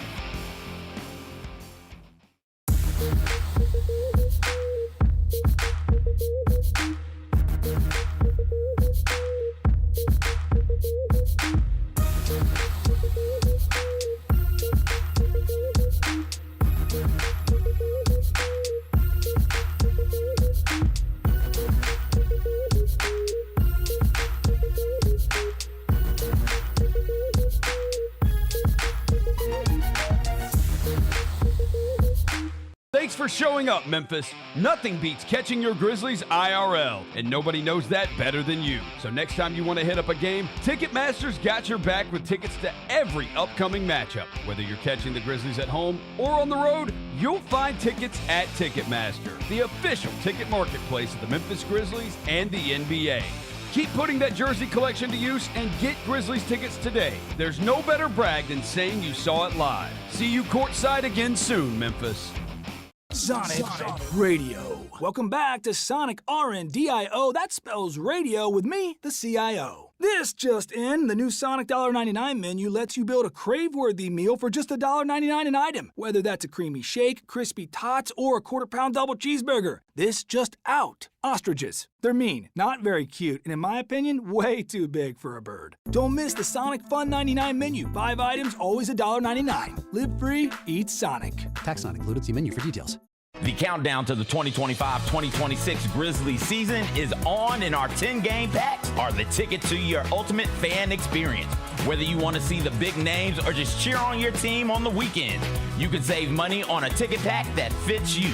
Choose from 4 different pack varieties or stack multiple packs to make sure you don't miss any marquee matchup or electric atmosphere this season. Visit Grizzlies.com packs to get your ticket pack today.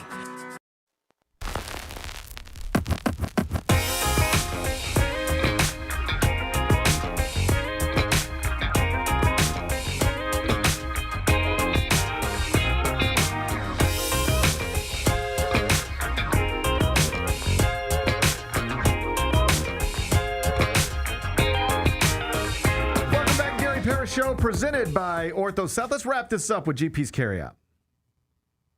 It's time for GP's Carryout. One final segment filled with stuff to take with you.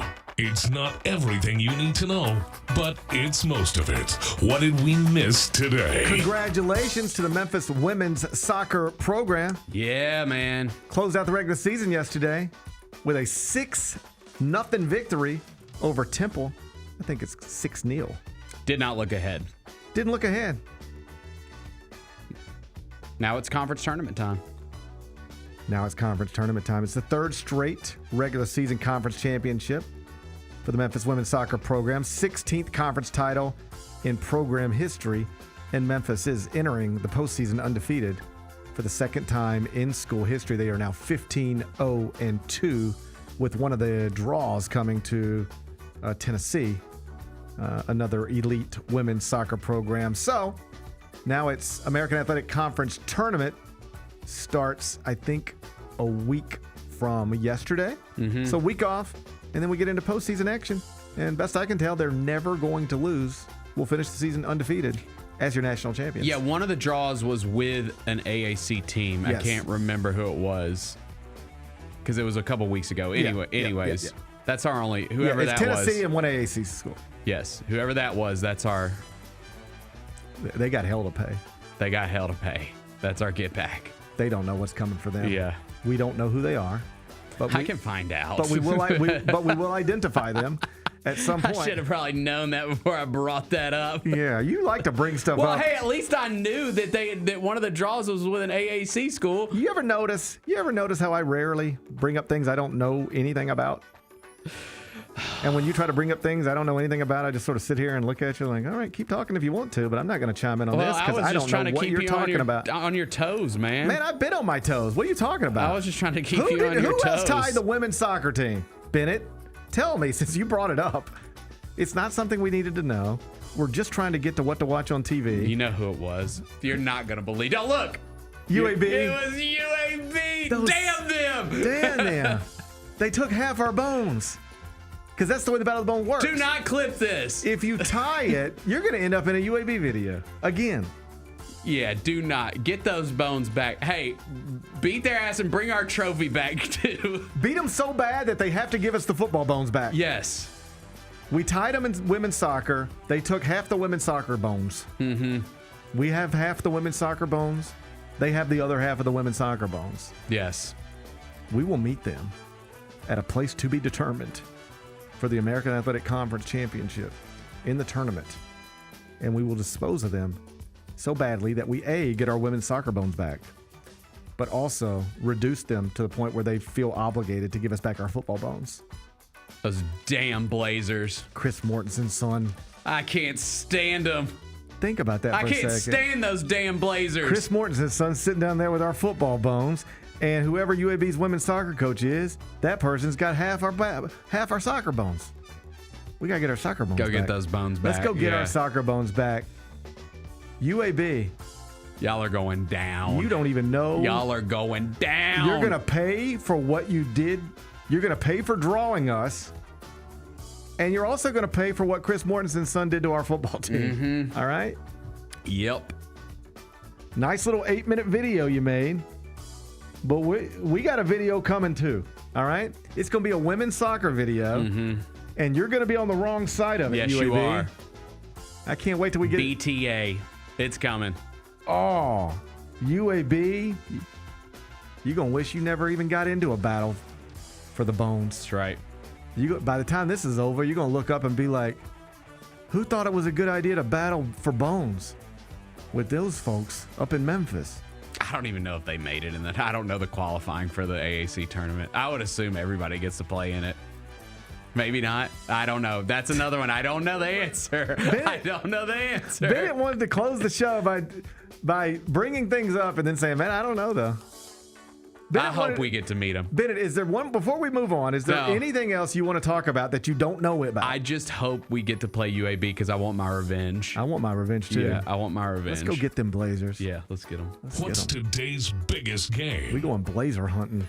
All right, I guess we're going World Series, huh? I know what I'm doing. I know what I'm doing next week. I'm going Blazer hunting. Okay. We're going World Series. All right. Oh, it's a good one. Game 4.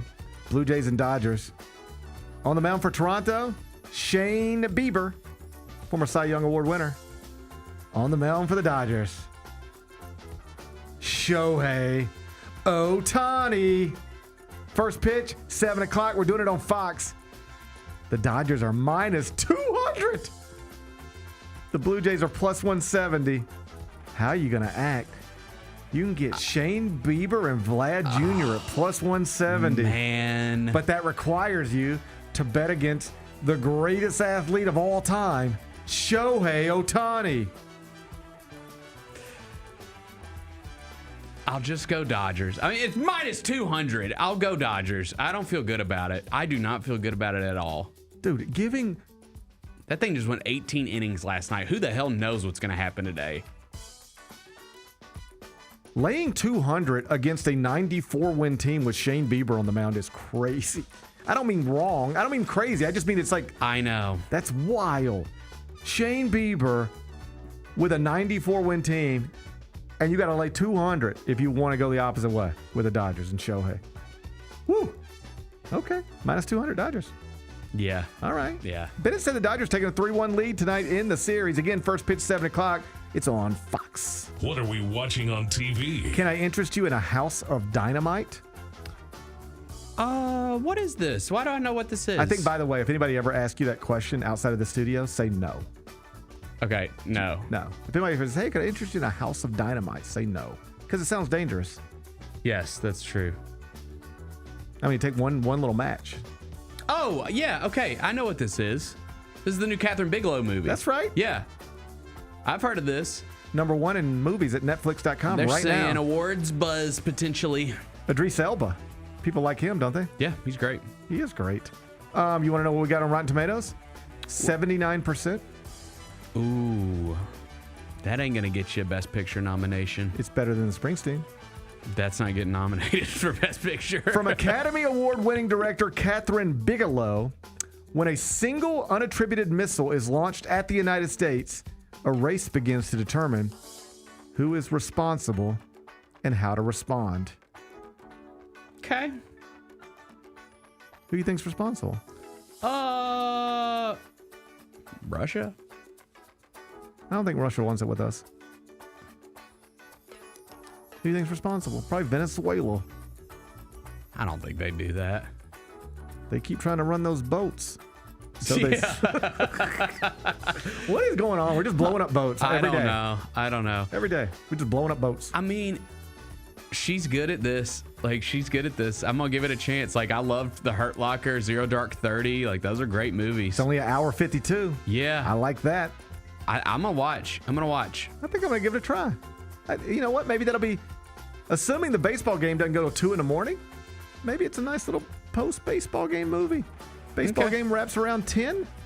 Knock out House of Dynamite by midnight. That's not bad. I like that idea. That's a plan, Bennett. It's a good plan. I think I just made a plan. House of Dynamite It's on Netflix right now. What's the best thing we've read? Over at CBSSports.com, we have unveiled our list of the top 101 players in college basketball heading into this season. And number 1 on the list is Braden Smith at Purdue, followed by Darren Peterson at Kansas, JT Toppin at Texas Tech, Cameron Boozer at Duke, AJ DeBanza at BYU. Bennett, do you want to know if there's any Memphis players on the list, top 101?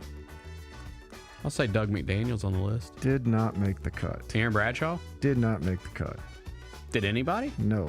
Okay. No. That's because they don't know who we are yet. Don't know who we are yet. Oh, but they'll learn. Make them learn. They're gonna make them learn. You're gonna make them learn the hard way. No American Athletic Conference players made the list of top 101 college basketball players. Oh yeah, because my guy from UAB went to Michigan. Yeah. Yeah, and he's actually really high. He's 8th on the list. How do you feel about this? Yaxel Lindenborg at Michigan is 8th. PJ Haggerty, who played in the same league as Yaxel and was the American Player of the Year last year, is 16th, 8 spots below Yaxel. Isn't that just because Kansas State's not expected to be that good? I think it is that, and Michigan is expected to be really good. Yeah. So it's a combination of those things. But out of respect for PJ Haggerty, on my personal ballot, I put him ahead of Yaxel. Yeah, I pass. I watched him play in the same league last year. I watched him battle for bones last year. Mm-hmm. And then he left. Yeah, I mean, he's not going to go down as one of my favorite Tigers in history. Sorry. You're not going to bring him back to FedExForum and honor him someday? No, I'm not. No. Sorry. No. Even for the kids at St. Jude? No, we have plenty of other. You will not honor PJ Haggerty for the kids at St. Jude? We have plenty of other great alumni who played for that team that I would rather honor instead. They're sick. I know. We brought back 30 dudes last night. I could find 30 others easily that I would rather honor than PJ Haggerty. Interesting. Yeah. I guess everybody's got to draw their own line with how far they'll go to help the kids down at St. Jude. And you've drawn yours. I say I do anything. Okay. But you're more like... I'm saying I will do it without honoring PJ Haggerty. I am on record and have been for years. I will do anything for the kids at St. Jude. Okay. Bennett is on record as he will do most things for the kids at St. Jude as long as it doesn't involve honoring PJ Haggerty. Interesting place to draw your lines. Mm-hmm. But everybody's got to set their own boundaries, Bennett. You know? I think it's important in life to set your own boundaries. That's where you set yours. Yeah. I will honor PJ Haggerty if it's for the kids at St. Jude. Anyway, he's 16th on the list. Okay. Yaxel's 8th. Braden Smith is 1. No current Tigers. What's the best thing we've read for tomorrow? Sorry, I know. Well, I was up till 2 a.m. watching a baseball game last night. And I almost made it through the whole damn show besides the very last button. You know what you remind me of? Somebody who always has an excuse for why they do the same things over and over again, and it's always a different excuse. Sometimes it's, well, somebody's been messing with my stuff. And sometimes it's, well, that does happen. I know it happens.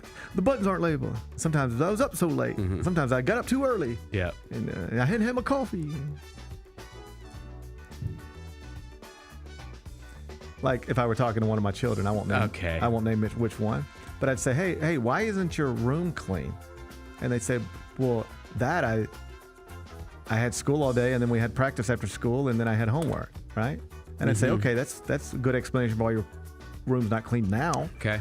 But your room was also not clean like on July 8th. And on July 8th, you didn't have to do any of that stuff. You didn't do anything on July 8th. And your room was still a mess. And on July 8th, when I asked you why that was, it was like, well, you know, you're always explaining to me why your room's not clean. Just clean your room. All right. Well, thanks, Dad. We got to get to the Chris Vernon show. Let's go ahead and get out of here. Well, I don't even know if we can. Let me press it one more time. I don't know if we can. Well, it's on tap for tomorrow. I don't know if we can. It is hilarious to me how often you get those wrong. And I mean that actual hilarious. Like, I don't get mad. I am easily agitated. So, like, if this happened on my other podcast, I would be agitated. But I think... Can I have that producer's phone number? We need to talk. But I actually think it's funny that you cannot hit those buttons correctly. It actually makes me laugh. All right. I'm long past the point of frustration. Okay. It's just funny to me. It must be harder than it looks. That's what I keep telling myself. That's it. It's got to be. That is it. It's got to be harder than it looks. You know? Well, it's on tap tomorrow. Let me think for a second. What is tomorrow? Wednesday. Tomorrow's Wednesday. Oh, that's Chris Vernon. Big game tomorrow night. Phoenix Suns. Yeah. We got a top 5 draft pick in the balance. We need every L. We need to give them every L we possibly can. It's a double opportunity. Yes. You add a win, move up in the standings. Add a loss to them, move down in the standings. Yes. Bring me Darren Peterson. We need them last place. Bring me Darren Peterson. We need them last place in the West. Dylan, take 25 shots tomorrow.